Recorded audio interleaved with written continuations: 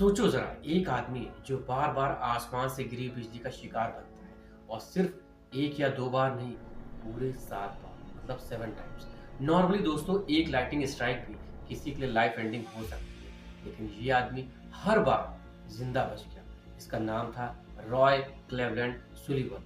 America का एक simple forest ranger, कोई सुपर हीरो नहीं, कोई साइंटिस्ट नहीं, बस एक आम आदमी जिसके साथ किस्मत ने एक अजीब सा गेम खेला। नमस्कार दोस्तों, मैं हूं आदित्य और आप देख रहे हैं आदित्य अवेयरनेस। दोस्तों, अगर आपको इंटरेस्ट है अजीबो-गरीब कहानी में और अगर आपके अंदर क्यूरियोसिटी होती है कुछ नया जानने की, तो अभी सब्सक्राइब कर लो और फॉलो कर लो, क्योंकि मैं रोज ऐसे ही रियल इंसिडेंट और अवेयरनेस वीडियो अपने चैनल में डालता हूँ। तो चलो स्टार्ट करते हैं आज का वीडियो। दोस्तों, आज की ये कहानी सिर्फ लाइटनिंग की नहीं है, ये कहानी है लक की, एक डर की जो केवल लाइटिंग तक ही नहीं था, लोनलीनेस की, और सबसे डेंजरस बात, फियर की, जो कि एक तरह से मेंटल स्ट्रगल ही था। इसलिए इस वीडियो को एंड तक जरूर देखना, जिसमें आपको पता चलेगा कि आखिर उस इंसान के साथ लास्ट में हुआ क्या। उसे सुनकर आपकी रूह कांप जाएगी। तो चलो स्टार्ट करते हैं आज का क्रीपी और लिटिल बिट हॉन्टिंग वीडियो।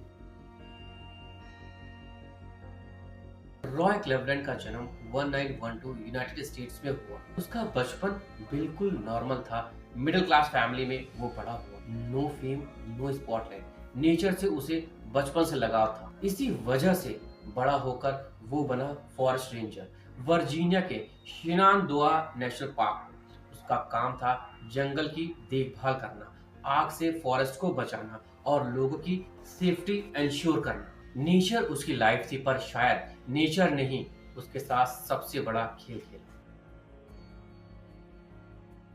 ये बात है 1942 की, वर्ल्ड वॉर का टाइम था। रॉय एक वॉच टावर बना रहा था फॉरेस्ट में। अचानक वेदर बदलने लगा, क्लाउड्स, विंड और टेंशन। टावर कंप्लीट भी नहीं हुआ था। वो इधर उधर देख रहा था कि कहीं छुपने की जगह मिल जाए, लेकिन अफसोस, कहीं भी छुपने की जगह नहीं थी।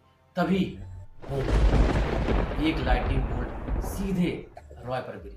वो जमीन पर गिर गया और बेहोश हो गया। पर कुछ देर बाद वो उठा, उसे होश आ गया और देखा तो वो जिंदा था। इस इंसिडेंट ने उसको टो इंजरी दी, मतलब अंगूठे में इंजरी दी, और उसके साथ एक अजीब सी बात हुई कि उसके बाल जल गए। डॉक्टर्स बोले यू आर एक्सट्रीमली लकी कि आप बच गए। रॉय ने भी यही सोचा कि हाँ, मैं बच गया, शायद अब लाइफ नॉर्मल है। नियरली 27 साल बाद दोस्तों, रॉय पेट्रोल पर था, ट्रक में बैठा हुआ। अचानक फिर से लाइटनिंग हुई, लेकिन उसे लगा कि मैं तो ट्रक के अंदर हूं, मुझे कुछ नहीं होगा। लेकिन फिर से लाइटनिंग ने उसे स्ट्राइक किया और रॉय के इस बार आईब्रोज जल गए, बालों में आग लग गई, वो बेहोश हो गया। लोग बोलने लगे ये कोइंसिडेंस नहीं हो सकता। ये पहली बार था जब रॉय के मन में डर आया। वो आसमान देखकर घबराने लगा। उसे लगा कुछ तो है जो मुझे समझ नहीं आ रहा। सेकंड इंसिडेंट के सिर्फ 1 साल बाद रॉय फॉरेस्ट में वॉक कर रहा था। उसने क्लाउड्स देखे, वो घबराया और उसे पिछले 2 इंसिडेंट याद आने लगे। वो इधर उधर देखने लगा और भागने लगा कि शायद कहीं छुप जाए, पर लाइटनिंग फास्टर होती है और इस बार फिर वो उस पर आ गया। इस बार बाल लिटरली फायर की तरह जलने लगे, पर रॉय जिंदा रहा।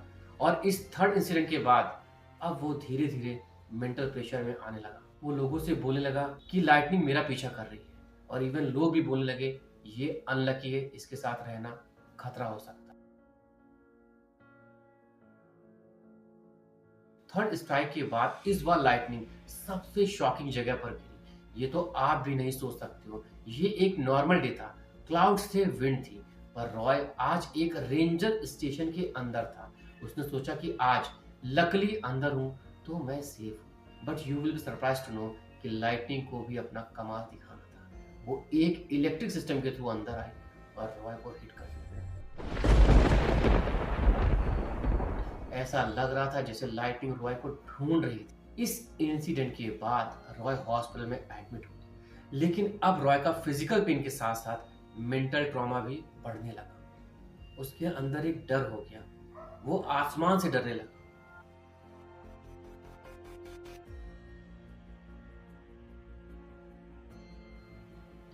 Fifth strike 1973। फोर्थ स्ट्राइक के बाद अब रॉय का नाम फेमस होने लगा, लोग मजाक बनाने लगे, न्यूज़पेपर ने लिखना शुरू किया, ह्यूमन लाइटनिंग रॉड। इस बार फिर लाइटनिंग ने उसके हेड को हिट किया। एक बार और रॉय के बाल चल गए, पर रॉय की जिंदगी फिर बच गई। रॉय अब पैरानॉइड हो चुका था, वो क्लाउड्स देखकर भागता, लोगों से दूर रहता। एक्चुअली वो लोगों से दूर नहीं रहता, लोग उससे दूर रहने लगे।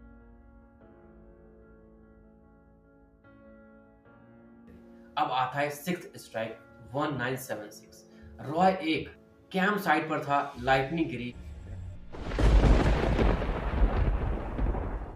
और उसके एंकल के पास से निकल गई। इस बार भी वो बच गया, पर उसका डर अब एक्सट्रीम हो चुका था।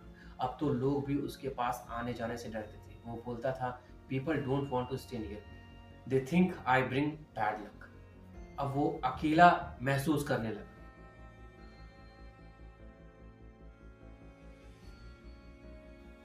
अब बात आती है सेवेंथ स्ट्राइक की, 1977। सेवेंथ और लास्ट स्ट्राइक, वो दिन आया जो हिस्ट्री बन गया। रॉय फिशिंग कर रहा था, स्काई बिल्कुल क्लियर था, सब कुछ नॉर्मल था, लाइटनिंग का दूर दूर तक नामो निशान न था।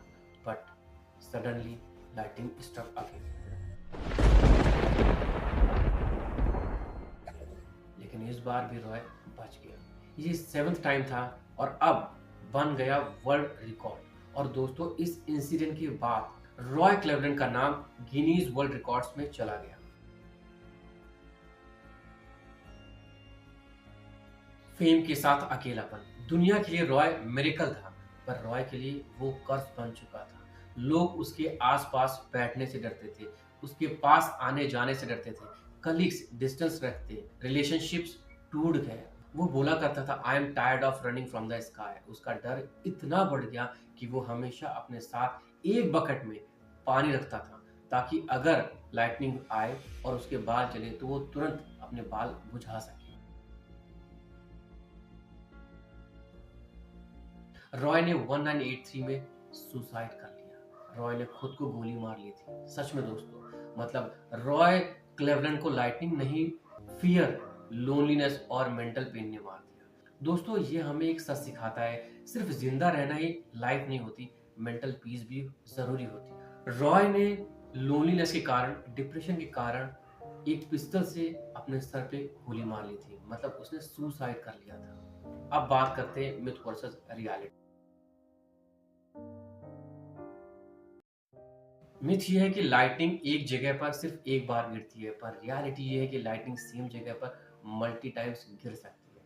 मिथ ये है कि रॉय क्लेवेलैंड इनविंसिबल था, पर रियलिटी ये है वो इमोशनली बहुत फ्रेजाइल हो चुका था, अकेला हो चुका था और परेशान हो चुका था। मिथ ये है कि फेम हैप्पीनेस लाती है, पर रियलिटी है कि फेम बिना सपोर्ट के कर्स बन सकती है। मिथ ये है कि नेचर हमेशा काइंड होता है, पर रियलिटी है कि नेचर न्यूट्रल होती है, ना दुश्मन और ना दोस्त। रॉय क्लेवेलैंड की कहानी हमें यह सिखाती है कि कभी कभी हम बैटल्स जीत जाते हैं, पर अंदर ही अंदर हार जाते हैं। अगर आप जिंदा हो और अगर आप सेफ हो तो ये सिर्फ लक नहीं, ये एक रिस्पॉन्सिबिलिटी है। अपनी मेंटल हेल्थ का ख्याल रखना। दोस्तों, अगर आपको ये वीडियो अच्छी लगी हो तो प्लीज मेरे चैनल को सब्सक्राइब करो, क्योंकि आगे मैं ऐसे वीडियो डालता रहूंगा। मिलते हैं अगले पावरफुल और एक क्रीपी वीडियो के साथ। तब तक के लिए stay safe, stay healthy. Thank you.